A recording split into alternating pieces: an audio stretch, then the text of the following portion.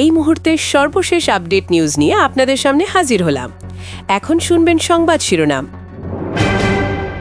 ওসমান হাদির পর এবার ইনকিলাব মঞ্চের সদস্য সচিব জাবের গুলিবিদ্ধ হয়ে হাসপাতালে ভর্তি, অবস্থার অবনতি। দ্বিতীয় দফায় নেতাকর্মীদের ওপর পুলিশের সাউন্ড গ্রেনেড, টিয়ারশেল নিক্ষেপ, রণক্ষেত্র ঢাকা। নারী আন্দোলনকারীদের ওপর পুলিশের হামলার ভিডিও ধারণ করার সময় যমুনার সামনে যুগান্তর সাংবাদিকের ওপর পুলিশের হামলা। ইনকিলাব মঞ্চের নেতাকর্মীদের ওপর পুলিশের হামলার প্রতিবাদে শাহবাগ ব্লকে যান চলাচল বন্ধ। এদিকে ইউনূস সরকারের পদত্যাগের এক দফার নতুন কর্মসূচি ইনকিলাব মঞ্চের। আরও জানাবো চাপের মুখে হাদি হত্যার বিচার নিয়ে অন্তর্বর্তী সরকারের বিবৃতি। রোববার জাতিসংঘের সংশ্লিষ্ট সংস্থার নিকট আনুষ্ঠানিকভাবে চিঠি পাঠানো হবে। আপনারা দেখছেন লাইভ নিউজ বাংলা। এতক্ষণ দেখছিলেন সংবাদ শিরোনাম, এখন দেখুন বিস্তারিত। ইনকিলাব মঞ্চের সদস্য সচিব আব্দুল্লাহ আল জাবির গুলিবিদ্ধ হয়েছেন। শুক্রবার বিকেলে এক বার্তায় এ তথ্য জানিয়েছে ইনকিলাব মঞ্চ। একই ঘটনায় রাসু জিএস সালাউদ্দিন আম্মার আহত হয়েছেন। সংগঠনটির পক্ষ থেকে জানানো হয়, গুলিবিদ্ধ জাবিরকে গুরুতর অবস্থায় জুম্মা হাসপাতালে ভর্তি করা হয়েছে। শুক্রবার বিকেল 4টের দিকে রাজধানীর ইন্টারকন্টিনেন্টাল মোড়ে সমাবেশ করছিল ইনকিলাব মঞ্চ। সেখান থেকে ব্যারিকেড ভেঙে প্রধান উপদেষ্টার বাসভবন যমুনার দিকে অগ্রসর হলে পুলিশ তাদের বাধা দেয়। এ ঘটনায় বিস্তারিত তথ্য রিপোর্ট লেখা পর্যন্ত জানা যায়নি। এর আগে শহীদ শরীফ ওসমান হাদি হত্যার বিচার দাবিতে শুক্রবার শাহবাগে ইন্টারকন্টিনেন্টাল হোটেল সংলগ্ন সড়কে পুলিশ ব্যারিকেডের সামনে অবস্থান কর্মসূচি শুরু করে ইনকিলাব মঞ্চ। কর্মসূচিতে সংগঠনের নেতাকর্মীদের পাশাপাশি শহীদ হাদির পরিবারের সদস্যরাও অংশ নেন। পরিস্থিতি নিয়ন্ত্রণে রাখতে হোটেল ইন্টারকন্টিনেন্টাল মোড়ে পুলিশ ব্যারিকেড দেয় এবং আইনশৃঙ্খলা বাহিনী সতর্ক অবস্থানে থাকে। যমুনার সামনে উভয় পাশের সড়কে যান চলাচল বন্ধ রাখা হয়। প্রধান উপদেষ্টার বাসভবন যমুনার সামনে দ্বিতীয় দিনের মতো অবস্থান কর্মসূচি চলছিল। সেখানে আব্দুল্লাহ আল জাবিরের নেতৃত্বে 10 থেকে 12 জন এবং ইন্টারকন্টিনেন্টাল মোড়ে প্রায় 70 থেকে 80 জন আন্দোলনকারী অবস্থান করছিলেন। এদিকে নবম পে স্কেল ঘোষণার দাবিতে সরকারি কর্মকর্তা-কর্মচারীরাও যমুনার সামনে অবস্থান কর্মসূচি পালন করছিলেন। এ নিয়ে সকাল থেকেই উত্তপ্ত পরিস্থিতির সৃষ্টি হয়। দুপুর 1টার দিকে পুলিশ দফায় দফায় লাঠিচার্জ, টিয়ারশেল নিক্ষেপ করে তাদের সেখান থেকে সরিয়ে দেয়। শহীদ ওসমান হাদি হত্যার বিচারের দাবিতে তার স্ত্রী রাবেয়া ইসলাম শম্পা ছেলে ফিরনাজ বিন ওসমানকে নিয়ে কর্মসূচিতে অংশ নেন। আন্দোলনকারীরা বিচার নিশ্চিত না হওয়া পর্যন্ত কর্মসূচি চালিয়ে যাওয়ার ঘোষণা দেন। এ সময় ইনকিলাব মঞ্চের পদযাত্রা কাভার করতে গিয়ে পুলিশের হামলার শিকার হন দৈনিক যুগান্তরের মাল্টিমিডিয়া রিপোর্টার আবু সালেহ মুসা। ভিডিও ধারণের সময় এক পুলিশ সদস্য তাকে লক্ষ্য করে লাঠিচার্জ করলে তার হাতে থাকা স্মার্টফোনটি ভেঙে যায়। পরে একাধিক পুলিশ সদস্য তাকে মারধর করে। এতে তার আঙ্গুলে ফ্র্যাকচার সহ পিঠ ও পাঁজরে গুরুতর আঘাত লাগে। নির্বাচনের আগে সংবাদ সংগ্রহের সময় গণমাধ্যম কর্মীদের ওপর এমন হামলায় গভীর উদ্বেগ প্রকাশ করেছেন সাংবাদিকরা। তাদের আশঙ্কা, পরিস্থিতি অস্থিতিশীল করতে ইচ্ছাকৃতভাবেই এমন হামলা চালানো হচ্ছে। আব্দুল্লাহ আল জাবির সহ নেতাকর্মীদের ওপর হামলার প্রতিবাদে নতুন কর্মসূচি ঘোষণা করেছে ইনকিলাব মঞ্চ। সংগঠনটি বিক্ষোভ মিছিল ও অবস্থান কর্মসূচির পাশাপাশি প্রধান উপদেষ্টা ড.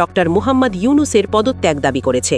ইনকিলাব মঞ্চের ফেসবুক পেজে এসব কর্মসূচি ঘোষণা করা হয়। পুলিশি হামলার প্রতিবাদে শাহবাগ মোড় অবরোধ করে ইনকিলাব মঞ্চ। শহীদ ওসমান হাদি চত্বরে অবস্থান নেন নেতাকর্মী ও ছাত্র জনতা। এ সময় দিল্লি না ঢাকা, ঢাকা গোলামি না আজাদি, আমার ভাই রক্তাক্ত কেন, প্রশাসন জবাব চাই সহ নানা স্লোগানে এলাকা উত্তাল হয়ে ওঠে। অবরোধের ফলে শাহবাগে তীব্র যানজট সৃষ্টি হয়। অন্তর্বর্তী সরকার এক বিবৃতিতে জানায়, আইন শৃঙ্খলা বাহিনী কোনো আগ্নেয়াস্ত্র ব্যবহার করেনি এবং সংঘর্ষে কেউ গুলিবিদ্ধ হয়নি। বিবৃতিতে বলা হয়, মোট 23 জন আহত হয়েছেন, যাদের বেশিরভাগই লাঠির আঘাতে আহত। সরকার পুনর্ব্যক্ত করে যে শহীদ শরীফ ওসমান হাদি হত্যার বিচার নিশ্চিত করতে তারা বদ্ধপরিকর এবং জাতিসংঘের অধীনে তদন্তের আইনি দিক পর্যালোচনা করা হচ্ছে। এ বিষয়ে রোববার জাতিসংঘের সংশ্লিষ্ট সংস্থাকে চিঠি পাঠানো হবে। এদিকে পুলিশের গুলিতে যমুনার সামনে 3 জন নিহত এবং অন্তত 10 জন আশঙ্কাজনক অবস্থায় রয়েছেন বলে ইনকিলাব মঞ্চের পক্ষ থেকে দাবি করা হয়েছে। পরিস্থিতি দ্রুত ছড়িয়ে পড়ে শাহবাগ থেকে বাংলা মোটর পর্যন্ত। সংঘর্ষের ফলে শাহবাগ, কাকরাইল ও পরিবাগ এলাকায় যান চলাচল বন্ধ হয়ে যায়। দোকানপাট বন্ধ করে ব্যবসায়ীরা নিরাপদ আশ্রয় নেন। সাধারণ মানুষের মধ্যে আতঙ্ক ছড়িয়ে পড়ে। সিঙ্গাপুর থেকে ফিরে মাসুদের সন্তানের নামে ওই পরিমাণ টাকার এফডিআর খোলা হয়, যা তদন্তে হত্যাকাণ্ডের পারিশ্রমিক হিসেবে ব্যবহৃত হয়েছে বলে ধারণা করা হচ্ছে। রুবেলের স্বীকারোক্তির পর প্রশাসনের উচ্চ পর্যায়ে তৎপরতা বাড়ে। তদন্ত সংশ্লিষ্টরা বলছেন, এই জবানবন্দির মাধ্যমে দীর্ঘদিন আড়ালে থাকা একাধিক প্রভাবশালী ব্যক্তির ভূমিকা সামনে আসতে পারে। শুটার মাসুদ সম্পর্কেও নতুন তথ্য উঠে এসেছে। এতদিন দুবাইয়ের শারজাহা থেকে দেওয়া তার ভিডিও বার্তাগুলো যে সাজানো ও বিভ্রান্তিকর ছিল, তদন্তে স্পষ্ট হয়েছে। এই ঘটনার পর সংশ্লিষ্ট মহলে ধারণা করা হচ্ছে, রুবেলের স্বীকারোক্তি শহীদ ওসমান হাদি হত্যাকাণ্ডের বিচার প্রক্রিয়ায় একটি গুরুত্বপূর্ণ মোড় তৈরি করতে পারে। ঢাকার রাজপথ আবারও রক্তাক্ত। রাজধানীর হোটেল ইন্টারকন্টিনেন্টালের সামনে ইনকিলাব মঞ্চের সদস্য সচিব, জুলাই বিপ্লবের অন্যতম লড়াকু সৈনিক আবদুল্লাহ আল জাবেরকে লক্ষ্য করে গুলি চালানো হয়েছে। তিনি গুলিবিদ্ধ হয়ে হাসপাতালে চিকিৎসাধীন। শুধু জাবেরই নন, ডাকসুর নেত্রী ফাতেমা তাসনিম জুমা, জাকসুর নেত্রী শান্তা এবং আরও একাধিক ছাত্রনেতাকে পুলিশ নির্মমভাবে লাঠিপেটা করে টেনে নিয়ে গেছে। প্রত্যক্ষদর্শীরা বলছেন, পুলিশ ও সাদা পোশাকধারী কিছু ব্যক্তি একযোগে অতর্কিত হামলা চালায়। হামলার মূল টার্গেট ছিল সরাসরি জাবের। প্রশ্ন একটাই, জাবেরের অপরাধ কি? তিনি তো কোনো জ্বালাও পোড়াও পড়েননি। তিনি চেয়েছিলেন ওসমান হাদির বিচার। তিনি চেয়েছিলেন একটি সুষ্ঠু নির্বাচন। ওসমান হাদির পরও তিনি ধৈর্যের পরিচয় দিয়েছেন, কঠোর কর্মসূচিতে যাননি। সেই ধৈর্যের প্রতিদান কি আজকের এই গুলি? শহীদ ওসমান হাদির জানাজার আগে হয়তো অনেকেই আবদুল্লাহ আল জাবেরকে চিনতেন না, কিন্তু সেই জানাজায় তার দরাজ কণ্ঠের বক্তব্য মানুষকে নাড়িয়ে দিয়েছিল। সেদিন সবাই বুঝেছিল, হাদি চলে গেছেন ঠিকই, কিন্তু রেখে গেছেন একজন যোগ্য উত্তরসূরি। আর ঠিক তখনই ভয় পেয়েছিল তারা, যারা এই দেশে ভারতীয় আধিপত্য চায়, যারা ভেবেছিল একজন হাদিকে হত্যা করলেই পথ পরিষ্কার হয়ে যাবে। তারা দেখল, চোখের সামনে আর এক হাদি দাঁড়িয়ে গেছে। আজকের এই গুলি কোনো আকস্মিক ঘটনা নয়, এটা টার্গেটেড কিলিং মিশন। ডাকসুর নেত্রী ফাতেমা তাসনিম জুমা ও জাকসুর নেত্রী শান্তা এই দেশের মেধাবী নারী নেতৃত্ব।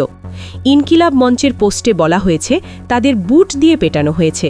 ভাবা যায়, একজন নারীর শরীরে পুলিশের বুট? বাংলাদেশের সংস্কৃতিতে নারীর গায়ে হাত তোলাই চরম অসভ্যতা, আর সেখানে বুট দিয়ে পিষে ফেলা। তাদের অপরাধ কি ছিল? তারা কি দেশদ্রোহী? না, তারা চেয়েছিল জাতিসংঘের মাধ্যমে ওসমান হাদির হত্যার বিচার। তারা চেয়েছিল খানিফ ফয়সালকে ভারত থেকে ফিরিয়ে আনা হোক। এই দাবি কি অযৌক্তিক? তাহলে কেন রাস্তায় মেয়েদের হেনস্থা করা হলো? কেন নারীদের সাথে এমন পাশবিক আচরণ? এটা কি তাদের মনোবল ভাঙার চেষ্টা নয়? রাজশাহী বিশ্ববিদ্যালয় ছাত্র সংসদের জিএস সালাউদ্দিন আম্মারও হাসপাতালে। অর্থাৎ টার্গেট স্পষ্ট, সারা দেশের ছাত্র নেতৃত্ব। শতাধিক ছাত্রনেতা আহত। এটা কোনো বিচ্ছিন্ন ঘটনা নয়, এটা সবার আগে সর্বশেষ আপডেট নিউজ দেখতে সাবস্ক্রাইব করে আমাদের চ্যানেলের সাথেই থাকুন। আমাদের নিউজ ভালো লাগলে লাইক, কমেন্টস ও শেয়ার করুন। ধন্যবাদ সকলকে।